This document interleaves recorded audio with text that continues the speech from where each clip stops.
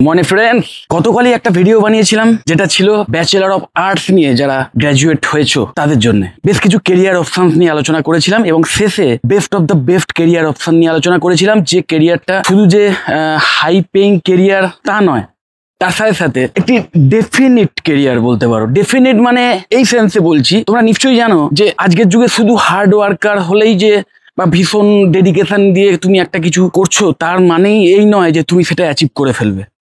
কারণ এতই কম্পিটিশন হয়ে গেছে, বিশেষ করে চাকরির বাজারে ভ্যাকেন্সি কমে গেছে, কিন্তু সেই তুলনায় যোগ্য ক্যান্ডিডেট প্রচুর। তো এমন একটি কেরিয়ার নিয়ে আলোচনা করেছিলাম যেখানে কিনা ভ্যাকেন্সির পরিমাণ এবং তার সাথে সাথে যোগ্য ক্যান্ডিডেটের যে পরিমাণ তার মধ্যে একটা হিউজ ডিফারেন্স রয়েছে। এবং উল্টোভাবে মানে এইটা এমন একটা ফিল্ড বা এই কেরিয়ারটা এমন একটা কেরিয়ার যে কেরিয়ারে ভ্যাকেন্সি বেশি, যোগ্য ক্যান্ডিডেট কম, এবং যেটা কিনা আজ থেকে 5 থেকে 10 বছরের মধ্যে এই ডিফারেন্সটা আরো বাড়বে। সেটা হচ্ছে বিজনেস অ্যানালিটিক্স নিয়ে MBA করে কর্পোরেট দুনিয়াতে কেরিয়ার তৈরি করা, যেটা কিনা একজন ব্যাচেলর অফ আর্টসের স্টুডেন্টদের জন্য কাইন্ড অফ অবাস্তব একটা ব্যাপার আপাতত চোখে দেখে মনে হয়। কারণ MNC গুলোতে চাকরি পাওয়ার সুযোগ ম্যাক্সিমাম ক্ষেত্রে দেখা যায় সায়েন্স স্পেসিফিক কোর্স করার পরেই স্টুডেন্টরা পায়, বিটেকের মতো কোর্স করে বা BCA এর মতো কোর্স করে, ওকে, বা BSc ইন বায়োটেকনোলজি, মাইক্রোবায়োলজি, এই টাইপের সায়েন্স স্পেসিফিক কোর্সগুলো করার পরে MNC-তে চাকরির সুযোগ হয়। এটাই নর্মালি লোকজন জানে, কিন্তু বেসিক্যালি এখন যে যুগটা এসছে সেই যুগে এই AI টুলস, সেই AI সফটওয়্যার বা AI টুলস নিয়ে এটা যদি কোনো একটা স্পেসিফিক ফিল্ডে তোমার ভালো নলেজ থাকে, তাহলে তুমি যে কোনো ব্যাকগ্রাউন্ড থেকে এসে, আর্টস, কমার্স, সায়েন্স, যে কোনো ব্যাকগ্রাউন্ড থেকে এসে একটা দুর্দান্ত কেরিয়ার অ্যাচিভ করতে পারবে।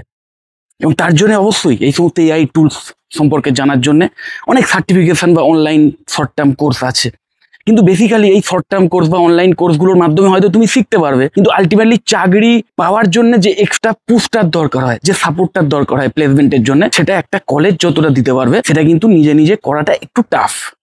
অসম্ভব আমি বলছি না, অবশ্যই করা যায়, কিন্তু একটু টাফ। এবং এখানে এই যে বিজনেস অ্যানালিটিক্সে যেটা মেনলি শেখানো হয় সেটা হচ্ছে ডেটা সায়েন্স বা ডেটা অ্যানালিসিসেরই বলতে পারো একটা পার্ট। সেটা হচ্ছে বিজনেস অ্যানালিসিস, মানে data driven business related decision make করার যে পদ্ধতি সেটাকেই বলতে পারো ওই বিজনেস অ্যানালিটিক্স।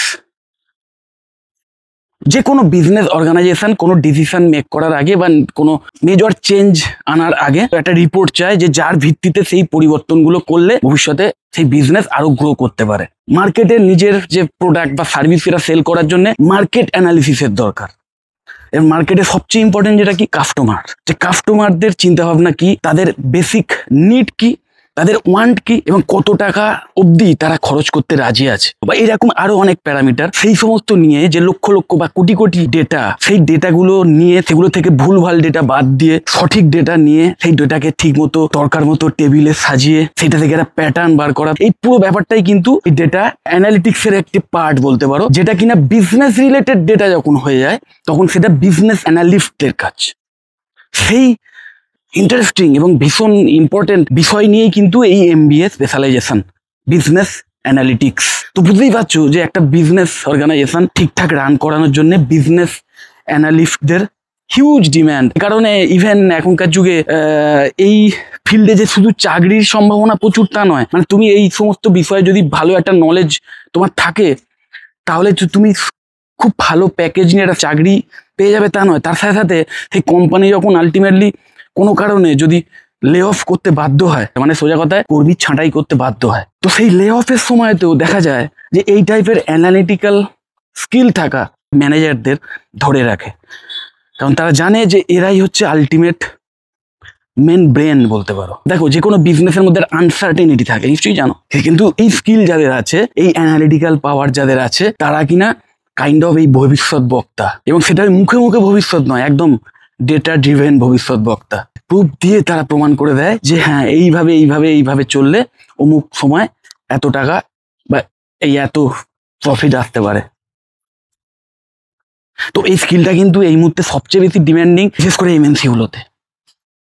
এমনিতেই ডেটা সায়েন্সের পপুলারিটি বা ডিমান্ড সমস্ত ফিল্ডেই বাড়ছে।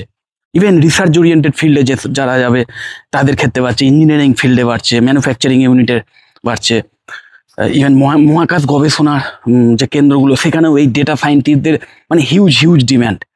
ওকে, তার মধ্যেই একটা পার্ট মানে বিজনেস ওরিয়েন্টেড যে ডেটাগুলো সেইগুলো নিয়ে কিন্তু তুমি শিখবে যদি এই MBA করো বিজনেস অ্যানালিটিক্সকে স্পেশালাইজেশন করে।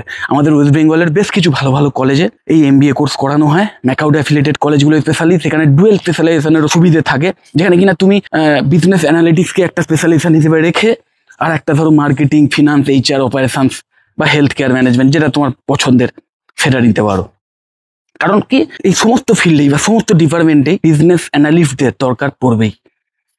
ওকে, এবং আমাদের ওয়েস্ট বেঙ্গলে বেশ কিছু ভালো কলেজও আছে যেখানে যথেষ্ট অ্যাফোর্ডেবল ফিজের বিনিময় এই কোর্স করানো হয়, এবং যেখানে কিন্তু যে এন্ট্রান্স এক্সাম না, যে এই ম্যাটের মতো এক্সাম, যেটা কিনা ওই ক্যাটের মতো ভীষণ কিছু কম্পিটিটিভ নয়, এবং ক্যাটের এক্সাম দেওয়ার পরেও নিশ্চয়ই জানো একটা কলেজে ফিজ 25 থেকে 30 লাখ বা আরো বেশিও হতে পারে। তো সেখানে এই কলেজে তুমি যেই ম্যাটের যে এন্ট্রান্স এক্সাম তার ভিত্তিতেই অ্যাডমিশন পেয়ে যাবে। ইভেন কলেজে যদি তুমি সিট বুকিং করো সেই কলেজ থেকেই তোমাকে এই এন্ট্রান্স এক্সাম দেওয়ারও কমপ্লিট যে অ্যাসিস্ট্যান্স সেটাও করে দেবে।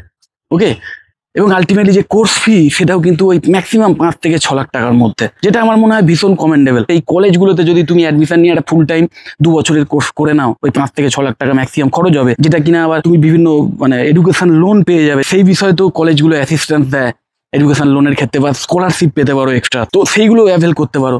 মোট কথা এই কোর্স মানে করার পরে তোমরা ওই কলেজ থেকেই ভালো প্লেসমেন্টের সাপোর্ট পেয়ে যাবে এই কলেজগুলো। তো তাহলে হবে কি, তোমরা নিজেদের স্কিলটাকে বিল্ড করে সেই কলেজের যে সাপোর্ট, কলেজ যে বিভিন্ন MNC গুলোর সঙ্গে টাই আপ করে রাখে, তারা যখন ফাইনাল ইয়ারে আসবে স্টুডেন্টদের হায়ার করতে, তোমরা তার মাধ্যমেই কিন্তু সিলেক্টেড হয়ে যেতে পারো। ওকে, যেটা আমার মনে হয় অবশ্যই একটা ভালো লঞ্চিং প্যাড হতে পারে তোমাদের কেরিয়ারের ক্ষেত্রে। কারণ একবার কেরিয়ার মানে কর্পোরেট ওয়ার্ল্ডে না, একবার এন্ট্রিটাই মেন জিনিস। এন্ট্রির পরে তারপর তুমি তোমার নিজের যোগ্যতায়, নিজের ক্ষমতায়, নিজের দক্ষতায় আরো প্রমোশন, আরো কোম্পানি সুইচ করে করে স্যালারি আরো অনেক বাড়িয়ে নিতে পারো, আর কেরিয়ারের টপ লেভেলে যেতে পারো। ওকে, যাই হোক, যদি এই টাইপের কোর্স নিয়ে বা এক্স্যাক্ট এই MBA ইন বিজনেস অ্যানালিটিক্স নিয়ে আমার থেকে এক্সট্রা আরো কিছু জানতে চাও, বা কোনো কলেজ সম্পর্কে আরো ডিটেলসে কিছু জানতে চাও, তাহলে অবশ্যই আমাকে কল বা হোয়াটসঅ্যাপ করতে পারো, আমি তোমাদের কমপ্লিট হেল্প করে দেবো। টাটা।